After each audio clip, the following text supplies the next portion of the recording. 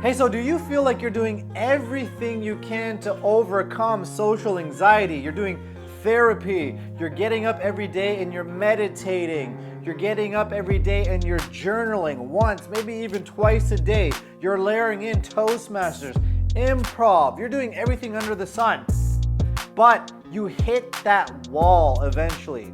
And when you hit that wall, you realize you're still that awkward kid. You still have that identity, okay? So if that's something you're experiencing, if you're in this really frustrated place, then stick around, because in this video, I'm gonna help you understand why that is, why you keep hitting that wall no matter how much work you do, and then how to get out from underneath that awkward identity that's looming over your head, okay? So let's not waste any time, let's dive in right now.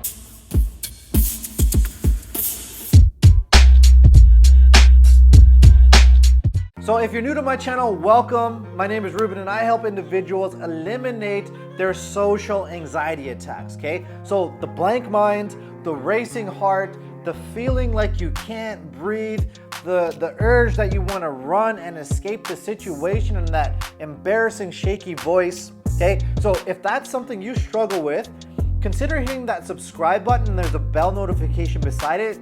So make sure you hit that bell notification so that you can be notified right away when I release helpful content just like this video. And so doing a ton of work, doing everything under the sun, working at this thing, trying to chip away at it every single day to only feel like you're the same awkward guy.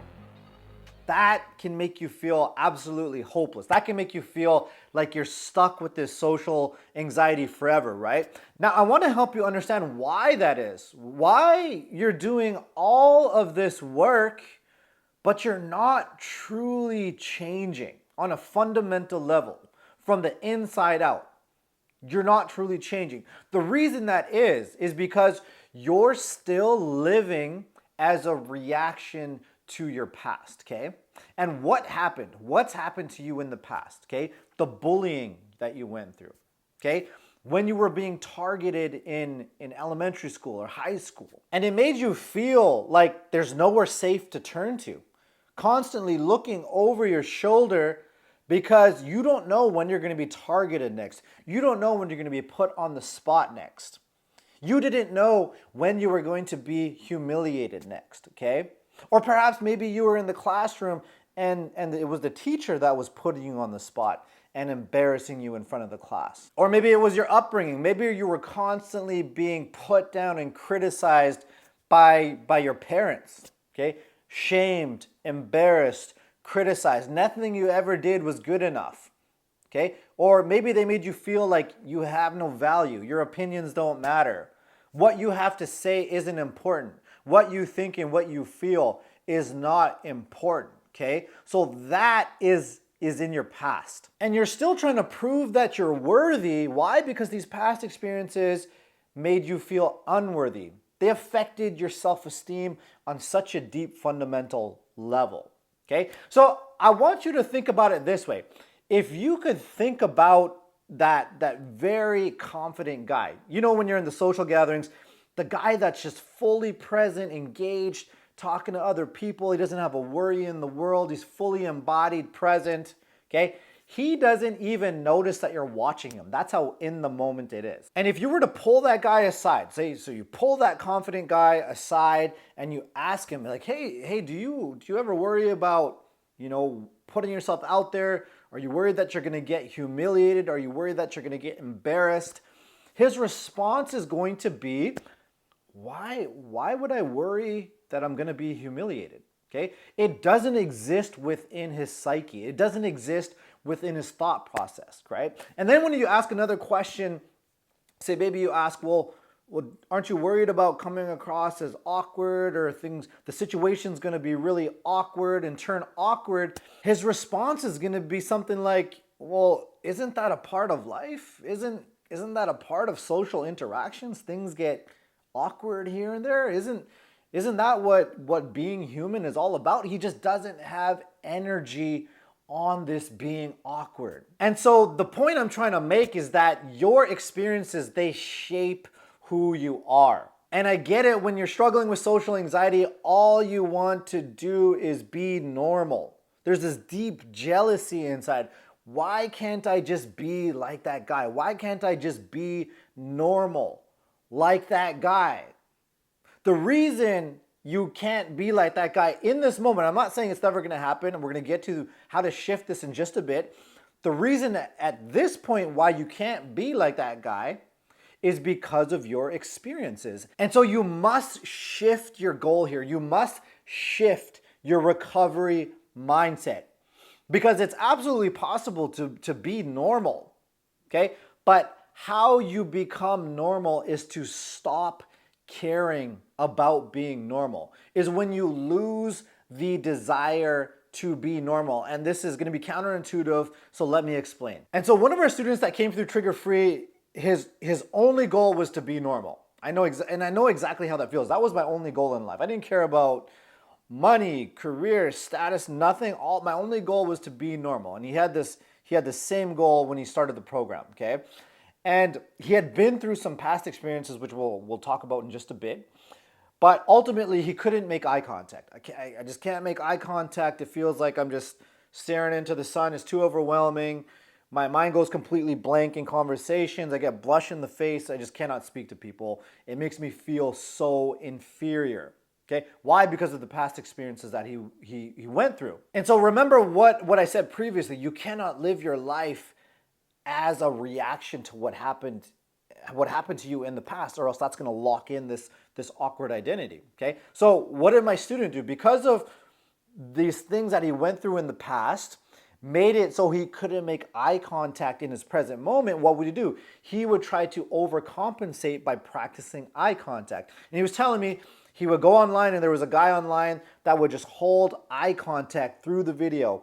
He would just hold eye contact, and it was called eye contact practice, where you would just hold eye contact and stare at him through the video for, I don't know how long. I think it was like minutes and minutes, or as long as you could, and you have to work up your way to becoming better at holding eye contact. And the key sentiment here that I really want you to take in is proving versus improving.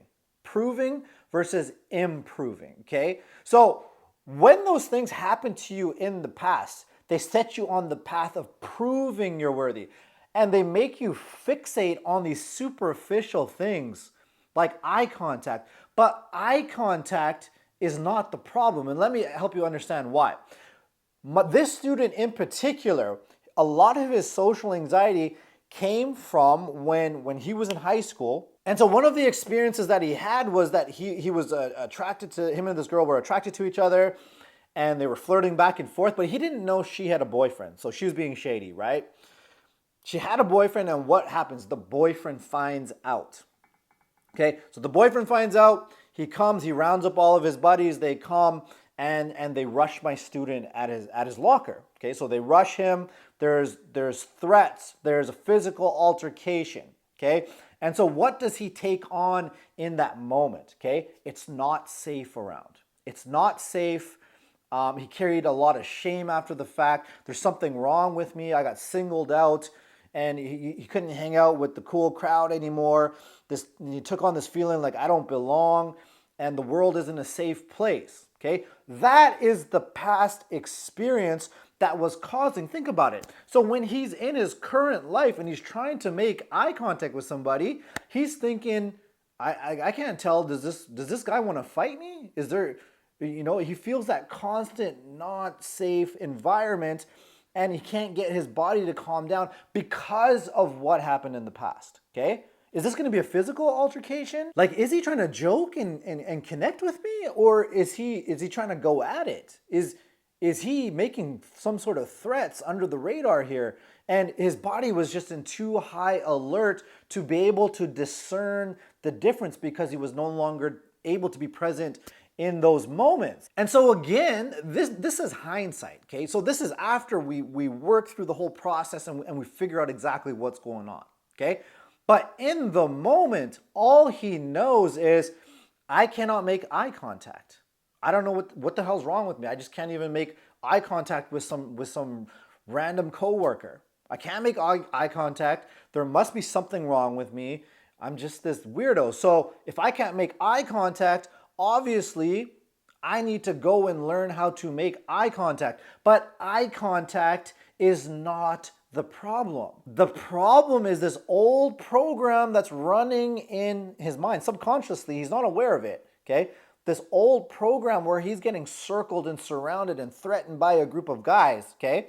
This thing is running unconsciously. So what it's doing is it's making him solve the wrong problem. The problem to solve is to go back and heal this program here, to reprogram this old experience that you went through. Because when we were able to reprogram this, so this tape's no longer running. He's no longer getting threatened and surrounded and sworn by a group of guys, okay? He feels completely safe in this old experience again, okay?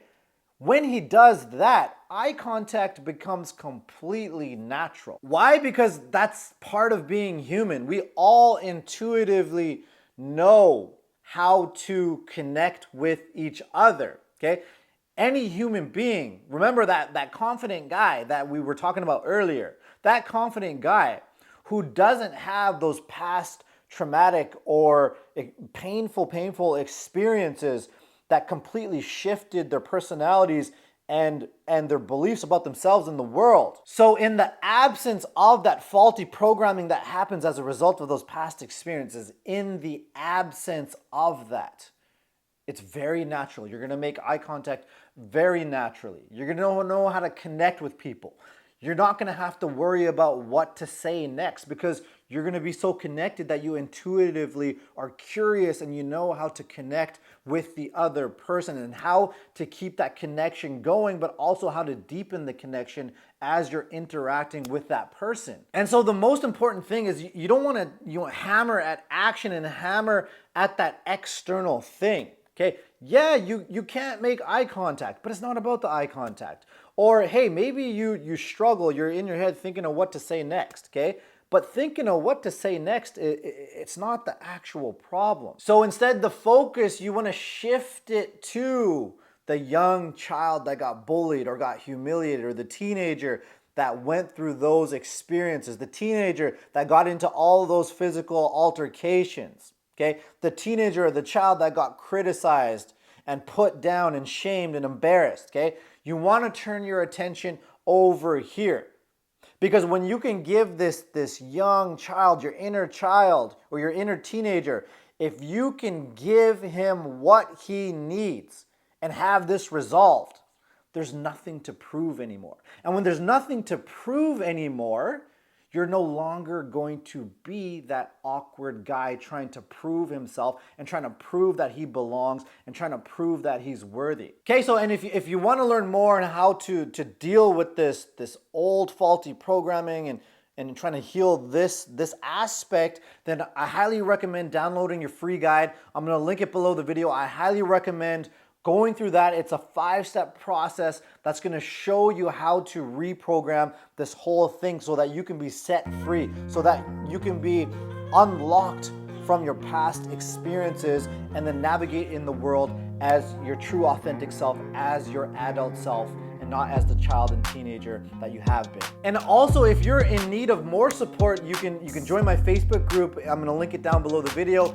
You can come into there and ask me questions and get my guidance along the way. And I also have an Instagram page. I'll also link that below the video. It's got a ton of tips, content, inspiration, just to help you along the way in your recovery journey. Some place that you can check in and feel like you belong and feel safe in the world, and you can be in that community every single day. All right, so thanks for watching. If you found the video helpful, please like and subscribe, and I will see you in the next one. Okay, so we'll talk soon. All right, see you later.